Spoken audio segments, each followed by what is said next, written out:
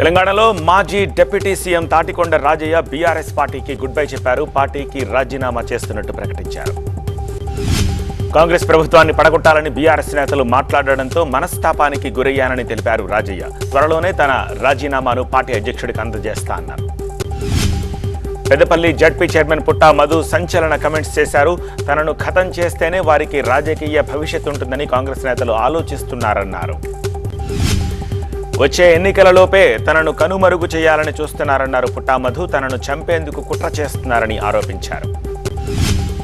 పల్నాడు జిల్లా నర్సరావుపేట వైసీపీలో అసమ్మతి బయటపడింది. పెదరెడ్డిపాలెంలో పార్టీ అసమ్మతి నేతలు అంతర్గతంగా భేటీ అయ్యారు.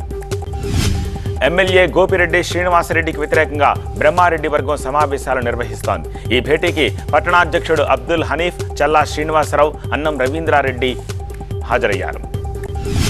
పులివెందుల్లోని తన నివాసంలో ప్రజా దర్బార్ నిర్వహించారు కడప ఎంపీ వైఎస్ అవినాష్ రెడ్డి. దీంతో ఎంపీ ఇంటికి భారీగా చేరుకుని తమ సమస్యలపై వినతి పత్రాలు సమర్పించారు స్థానిక ప్రజలు. జార్ఖండ్ రాజకీయాలు హైదరాబాద్కి చేరాయి. షామీర్పేటలోని లియోనియా రిసార్ట్స్లో జార్ఖండ్ ఎమ్మెల్యేల క్యాంపు కొనసాగుతోంది. రిసార్ట్స్లో 37 మంది ఎమ్మెల్యేలు మకాం వేశారు. హైదరాబాద్లో మధ్యాహ్నం 3 గంటలకు ధరణి కమిటీ సమావేశం జరుగుతోంది. ఎండోమెంటు, వక్ఫ్ బోర్డు, సర్వే అధికారులతోటి భేటీ అవుతారు. తెలంగాణ కేబినెట్ రేపు సమావేశం అవుతోంది. సీఎం రేవంత్ రెడ్డి అధ్యక్షతన సాగే మంత్రివర్గ సమావేశంలో 500కే గ్యాస్ సిలిండర్, 200 యూనిట్ల ఉచిత విద్యుత్కు ఆమోదం తెలిపే అవకాశం ఉంది. కాంగ్రెస్కు ఎన్నికల మేనిఫెస్టో భగవద్గీత, ఖురాన్, బైబిల్ వంటిదని చెప్పే సీఎం అందులో ఉన్న ప్రతి హామీని అమలు చేయాలని డిమాండ్ చేశారు బండి సంజయ్. త్వరలో జరిగే పార్లమెంట్ ఎన్నికల్లో 12 నుంచి 14 సీట్లలో గెలుపు లక్ష్యంగా సాగుతోంది తెలంగాణ కాంగ్రెస్. ఇవాల్టితో దరఖాస్తుల స్వీకరణ గడువు ముగుస్తుంది. సిద్ధం పేరుతో అసెంబ్లీ, పార్లమెంట్ ఎన్నికల్లో గెలుపు కోసం బరిలోకి దిగిన వైసీపీ వాళ్ళ 2వ సభకు ప్లాన్ చేస్తోంది. దెందులూరులో నిర్వహించే భారీ బహిరంగ సభకు జన సమీకరణ చేస్తున్నారు ఆ పార్టీ నేతలు.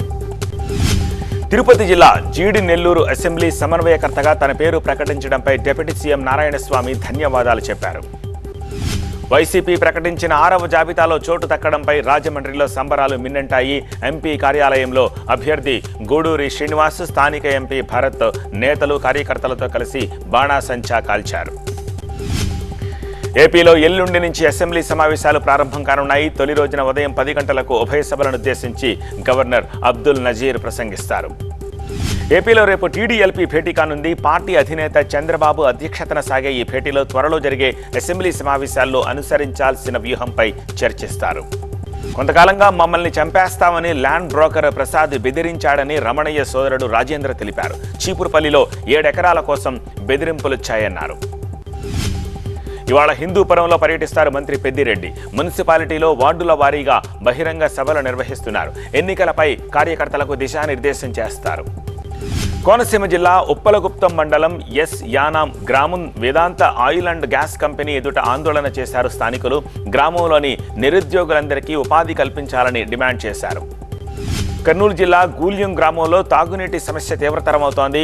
బాపురం రిజర్వాయర్ నుంచి 15 రోజులకు ఒక్కసారి నీటి సరఫరా కావడంతో అధికారులు స్పందించాలంటున్నారు స్థానికులు.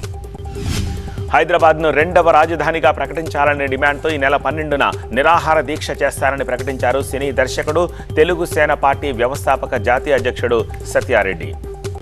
గుంటూరు జిల్లాలో రైల్వే స్థలాల్లో నివాసం ఉంటోన్న పేదలకు అండగా అఖిలపక్షం భేటీ అయింది. జేఏసీగా ఏర్పడి పేదల పక్షాన పోరాడేందుకు సిద్ధమని ప్రకటించింది. వరంగల్లో చిన్నజీయర్ స్వామి పర్యటన కొనసాగుతోంది. సమతా దీక్షా నగర్ సంకీర్తనకు హాజరైన జీయర్కు మహిళలు ఘనస్వాగతం పలికారు. హైదరాబాద్లో కొన్ని బ్లడ్ బ్యాంకులపై దాడులు చేపట్టారు డ్రగ్ కంట్రోల్ అధికారులు. ప్లాస్మా అమ్మకాల ముఠాను అరెస్ట్ చేయడంతో పాటు భారీగా ప్లాస్మా యూనిట్లను స్వాధీనం చేసుకున్నారు. మూసాపేటలో హ్యూమన్ ప్లాస్మాను సేకరించి అధిక ధరలకు విక్రయిస్తోన్న ఓ అక్రమ బ్లడ్ బ్యాంక్పై అధికారులు దాడి చేశారు. నిర్వాహకులపై కేసు నమోదు చేసి దర్యాప్తు చేపట్టారు. Go rural India private limited advertisement contract పేరుతో ఆర్టీసీకి 21,72,00,000 కుచ్చుటోపీ పెట్టాడు నిందితుడు సునీల్. హెచ్ఎండిఏ మాజీ డైరెక్టర్ శివబాలకృష్ణ అక్రమాస్తుల కేసులో దర్యాప్తు కొనసాగుతోంది. నిన్న రెరా కార్యాలయంలో ఏసీబీ సోదాలు నిర్వహించారు. బీర్వాలోని కీలక పత్రాలు స్వాధీనం చేసుకున్నారు. హైదరాబాద్లోని మధురానగర్లో యువతిపై అత్యాచారం జరగడం కలకలం రేపుతోంది. వెబ్ సిరీస్లో అవకాశాల పేరుతో యువతిపై అత్యాచారం చేశాడు కృష్ణారావు అనే వ్యక్తి. శంషాబాద్ మున్సిపాలిటీ పరిధిలో దొంగలు హల్చల్ చేశారు. తాళం వేసి ఉన్న ఇంటి తాళం పగలగొట్టి అల్మారాలో ఉన్న 2.2 తులాల బంగారం, 1.5 లక్షల నగదు ఎత్తుకెళ్లారు. ఖమ్మంలో ఓ వైన్ షాప్ వ్యాపారులు మద్యం కోసం కారులో వచ్చేవారి కోసం ప్రత్యేకంగా ఓ వర్కర్ని ఏర్పాటు చేశారు. అతడి మెడలో ఓ స్కానర్ వేసి అక్కడే డిజిటల్ చెల్లింపులు చేసేలా ఏర్పాటు చేశారు.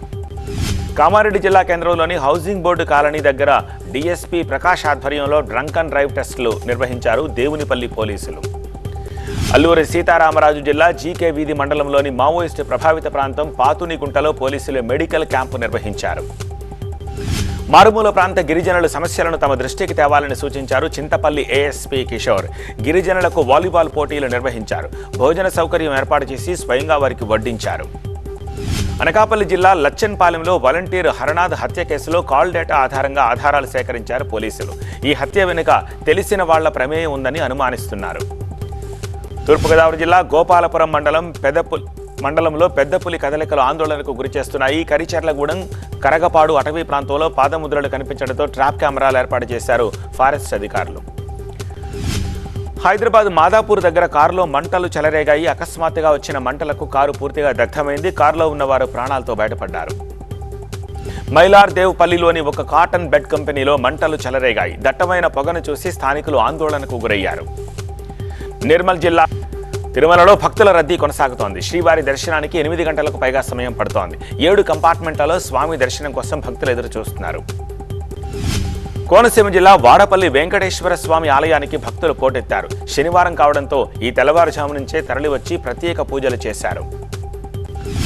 శ్రీకాకుళం జిల్లా వజ్రకొత్తూరు మండలంలోని ఓ గ్రామంలో 3 ఎలుగుబంట్లు హల్చల్ చేశాయి. అర్ధరాత్రి హనుమాన్ ఆలయంలోకి వచ్చి కలియదిరిగాయి.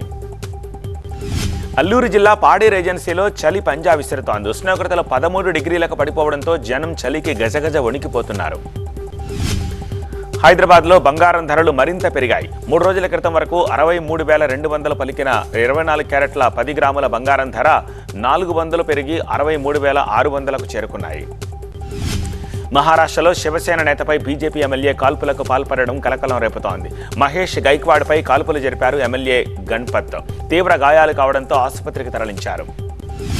స్థల వివాదంలో పోలీస్ స్టేషన్కు వచ్చారు ఇరు వర్గాల నేతలు. దీంతో తీవ్ర వాగ్వాదం చోటు చేసుకోవడంతో కాల్పులకు దారి తీసింది పరిస్థితి.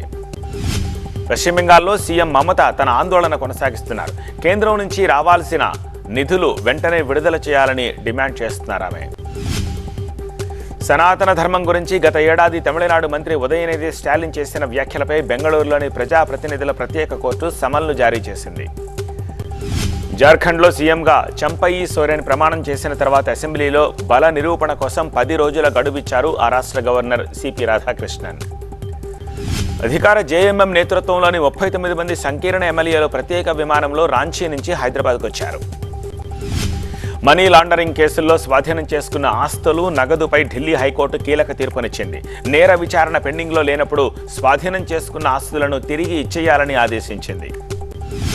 ఉత్తరప్రదేశ్లో బీజేపీ ఎంపీ రీటా బహుగుణ జోషికి లక్నో కోర్టు 6 నెలల జైలు శిక్ష వేసింది. అదేవిధంగా 1,100 రూపాయల జరిమానా విధించింది.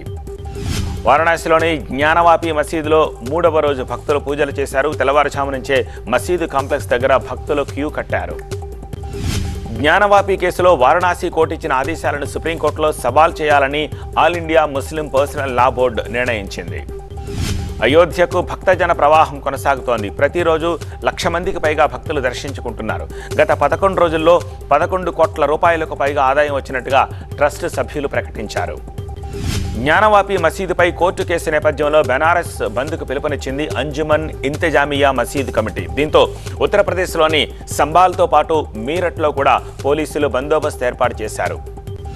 లౌకికవాదాన్ని పరిరక్షించాలని కోరుతూ కేరళకు చెందిన ఇండియన్ యూనియన్ ముస్లిం లీగ్ ఎంపీలు పార్లమెంటు గాంధీ విగ్రహం దగ్గర నిరసన చేపట్టారు. తమిళ హీరో విజయ్ కొత్త పార్టీ ప్రకటించడంతో ఇళయ దళపతి అభిమానులు రెట్టించిన ఉత్సాహంతో ఉన్నారు. టపాసులు కాల్చి సంబరాలు చేసుకుంటున్నారు. రాజస్థాన్లోని కోటాలో విద్యార్థులతో సమావేశమయ్యారు కలెక్టర్ రవీంద్ర గోస్వామి. స్ట్రెస్ని ఎలా అధిగమించాలో స్టూడెంట్స్కి సూచించారు. ఢిల్లీలో చలి తీవ్రత కొనసాగుతోంది. ఉష్ణోగ్రతలు పడిపోవడంతో జనం చలితో వణికిపోతున్నారు. చలి మంటలతో ఉపశమనం పొందుతున్నారు. అలీగఢ్లో చలి తీవ్రత పెరగడంతో చలిమంటలతో ఉపశమనం పొందుతున్నారు స్థానికులు. మరికొన్ని రోజుల పాటు చలి తీవ్రత కొనసాగే అవకాశం ఉంది. తమిళనాట స్విమ్మింగ్ పోటీలు ప్రారంభమయ్యాయి. 14 మంది చిన్నారులు ఈ పోటీల్లో పాల్గొన్నారు. కడలూరు బీచ్ నుంచి చెన్నై మెరీనా బీచ్ వరకు స్విమ్ చేశారు. గెలుపొందిన వారికి బహుమతులు అందజేశారు. కశ్మీర్లోని బందీపురాలో యూత్ వాలంటీర్స్కి శిక్షణ ఇస్తున్నారు సైనికాధికారులు. మంచు తుపాను వల్ల ఎవరైనా ప్రమాదంలో చిక్కుకుంటే ఎలా రక్షించాలో ట్రైనింగ్ ఇస్తున్నారు. ది ఆర్చీస్ మూవీతో డిజిటల్ ఎంట్రీ ఇచ్చిన అమితాబ్ మనవడు అగస్త్యానంద త్వరలో సిల్వర్ స్క్రీన్ ఎంట్రీకి రెడీ అవుతున్నాడు. శ్రీరామ్ రాఘవన్ దర్శకత్వంలో రూపొందుతోన్న 21 సినిమాతో వెండితెర అరంగేట్రం చేయబోతున్నారు. స్పై యూనివర్స్లో లేడీ ఓరియంటెడ్ సినిమాను సిద్ధం చేస్తోంది యష్రాజ్ ఫిల్మ్స్. ఈ యూనివర్స్లో ఏడవ సినిమాగా హీరోయిన్ సెంట్రిక్గా మూవీని ప్లాన్ చేస్తున్నారు మేకర్స్. అమీర్ ఖాన్ మాజీ భార్య కిరణ్ రావుకు స్ట్రాంగ్ కౌంటర్ ఇచ్చారు యానిమల్ డైరెక్టర్ సందీప్ రెడ్డి వంగ. తన సినిమా మీద కమెంట్ చేసే ముందు అమీర్ హీరోగా నటించిన దిల్ సినిమా చూసి మాట్లాడాలన్నారు.